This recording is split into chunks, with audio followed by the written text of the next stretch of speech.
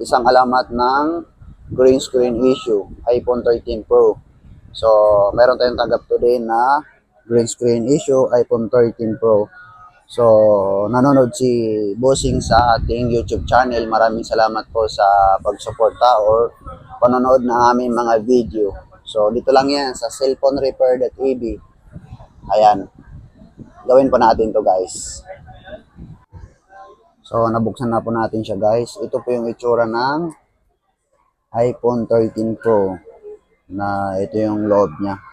So, tatanggalin natin yung mga plate tapos yung tornilyo bago tayo makaproceed dun sa gagawin natin sa solution iPhone 13 Pro green screen.